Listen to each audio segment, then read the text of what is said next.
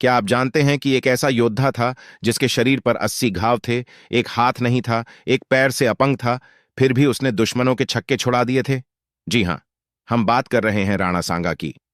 अगर आप इतिहास के ऐसे रोचक तथ्यों को जानना चाहते हैं तो हमारे चैनल एग्जाम जीके की को अभी सब्सक्राइब करें और बेल आइकन दबाएं ताकि कोई भी महत्वपूर्ण वीडियो आप मिस न करें। मैं राणा सांगा बोल रहा हूं। मैं वह इंसान हूं जिसके नाम मात्र से मुगल सैनिकों के पसीने छूट जाते थे। मेरे शरीर पर 80 घाव थे, एक हाथ नहीं था, एक पैर भी नहीं था, फिर भी मेरी मूंछों पर ताव था। मेरा जीवन जिस दिन समाप्त हुआ उस दिन मेरे ही परिजनों ने मुझे जहर देकर मार दिया। मुझे दिल्ली सल्तनत में संग्राम सिंह के नाम से भी जाना जाता है। राजस्थान के हिंदू राजा मेरे साथ थे। मेरे दो बड़े भाई थे, पृथ्वीराज और चैनल। पृथ्वीराज को प्लानिंग प्रिंस के नाम से जाना जाता था क्योंकि वह इतनी तेजी से आक्रमण करता था कि शत्रु संभल ही नहीं पाते थे। उसी ने टोड़ा पर आक्रमण कर वहां के लल्ला खां पठान को हराया और सोलंकी राजा का राज्य उन्हें वापस लौटा दिया। कारण था कि उसने वहां की राजकुमारी तारा से विवाह किया और अजमेर के किले का नाम तारागढ़ रखा गया। अब मैं आपको हमारे बचपन की कहानी सुनाता हूं। जब हम तीनों भाई छोटे थे तो खेल खेल में झगड़ते रहते थे कि राजा कौन बनेगा। यह देखकर हमारे चाचा शारंग देव ने कहा कि फांसी के मंदिर में एक ज्योतिष हमें बताएगा कि राजा कौन बनेगा। जब हम ज्योतिष के पास पहुंचे तो उसने कहा, तेरी तलवार से सल्तनत देखेगी, जा भगवा ध्वज लहराने का। यहां पास कोई शत्रु नहीं भटकेगा, हर नगर में तेरा नाम होगा और बहुत जल्द तू मेवाड़ का सम्राट बनेगा। यह सुनकर मेरे दोनों भाई पृथ्वीराज और जयमल मुझ पर हमला कर देते हैं। तभी काले रंग के एक घोड़े ने मेरे बचाव में आकर मुझे वहां से भागने में मदद की। मैं भागकर एक रूप नारायण मंदिर में छिप गया, जहां मारवाड़ से आए एक यात्री जेतमाल ने मेरी रक्षा की। वे मेरी रक्षा करते हुए शहीद हो गए। इसके बाद मैं अजमेर के पास श्रीनगर पहुंचा, जहां करमचंद पंवार ने मेरी सहायता की। मेरी बहन आनंद का विवाह सिरोही के राजा जगमाल देवड़ा से हुआ था, लेकिन वह अपने पति द्वारा प्रताड़ित की जा रही थी। जब यह खबर मेरे बड़े भाई पृथ्वीराज तक पहुंची तो उन्होंने जगमाल को धमकाया और उसे दोबारा ऐसा न करने की चेतावनी दी।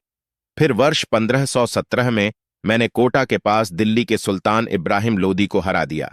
यह हार उसके लिए बहुत बड़ा झटका थी, इसलिए 1518 में उसने मियां माखन के साथ मिलकर फिर से हमला किया, लेकिन इस बार भी उसे पराजय मिली। मेरे शासनकाल में मालवा का शासक नसीर शाह था, लेकिन वहां अस्थिरता थी। हिंदुस्तान के वीरों मेदिनी राय और विनोद राय ने मालवा के अपदस्थ सुल्तान महमूद खिलजी को फिर से शासक बना दिया, परंतु महमूद खिलजी मुस्लिम अमीरों के दबाव में आ गया और उसने चंदेरी पर आक्रमण कर दिया। 1519 में जब मुझे इसकी खबर मिली तो मैं गागरोन की ओर बढ़ा। वहां हुए युद्ध में महमूद खिलजी की सेना पराजित हुई। उसका बेटा बसपा खां मारा गया और महमूद खिलजी घायल हो गया। मेरे सेनापति हरिदास चारण ने उसे बंदी बना लिया और चित्तौड़ ले आए। मैंने उसे 3 महीने तक कैद में रखा और फिर मुक्त कर दिया, लेकिन उसके बेटे को जमानत के रूप में रख लिया। इसके बाद मेवाड़ और गुजरात के बीच संघर्ष शुरू हो गया। इडर के राजकुमार सूरजमल और भीम के बीच सत्ता संघर्ष के कारण गुजरात के सुल्तान मुजफ्फर शाह ने हस्तक्षेप किया। मैंने सूरजमल का साथ दिया और भीम को हराकर सूरजमल को पुनः इडर का शासक बना दिया।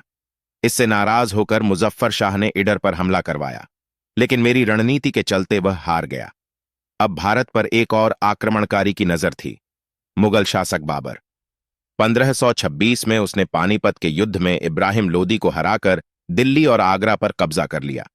जब बाबर भारत आया तो मैंने सोचा कि वह भी तैमूर की तरह लूटपाट कर वापस चला जाएगा, लेकिन जब उसने भरतपुर के कुछ हिस्सों पर कब्जा कर लिया तो मुझे लगा कि वह राजस्थान में घुसने की कोशिश कर रहा है। इसलिए मैंने खानवा में उससे युद्ध किया। बाबर की सेना बड़ी थी, लेकिन मैंने राजस्थान के सभी राजाओं को एकजुट करने का प्रयास किया। युद्ध में मैंने बाबर की सेना को कड़ी टक्कर दी, लेकिन बाबर ने तुलुगमा युद्ध तकनीक अपनाई। इस युद्ध में मेरा सबसे बड़ा दुर्भाग्य यह था कि मेरे अपने सेनापति शिलादित्य ने मुझसे गद्दारी कर दी। इससे मेरी सेना का मनोबल टूट गया। मैं बेहोश होकर युद्ध भूमि से बाहर निकाल दिया गया और मुझे बसवा नामक स्थान पर ले जाया गया। जब मुझे होश आया तो मैंने फिर से युद्ध के लिए जाने की जिद की, लेकिन मेरे ही अपनों ने मुझे जहर देकर मार दिया। खानवा युद्ध के परिणाम। खानवा का युद्ध भारत का निर्णायक युद्ध था।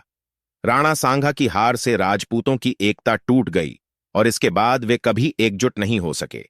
इस युद्ध के बाद बाबर भारत का सम्राट कहलाने लगा और मुगल साम्राज्य की नींव पड़ी। बाबर ने हिंदुस्तान में इस्लामी संस्कृति को मजबूत किया और कई परंपराओं को बदल दिया। राजस्थान की संस्कृति पर भी प्रभाव पड़ा और राजपूत शक्तियां कमजोर हो गईं। लेकिन आज भी मेवाड़ की परंपराएं जीवित हैं। शहरों में भले ही पश्चिमी संस्कृति हावी हो रही हो, लेकिन गांवों में अभी भी राजपूत संस्कृति की झलक देखने को मिलती है। राणा सांगा केवल एक युद्ध नहीं हारे थे, उन्होंने कई युद्ध जीते भी थे। लेकिन हमारी किताबों में केवल एक हार का बखान किया जाता है। अगर आपको यह जानकारी पसंद आई तो इसे अधिक से अधिक लोगों तक पहुंचाएं। हमें कमेंट में बताएं कि आपके विचार में राणा सांगा का योगदान कितना महान था। मिलते हैं अगले वीडियो में। तब तक के लिए जय हिंद, जय भारत।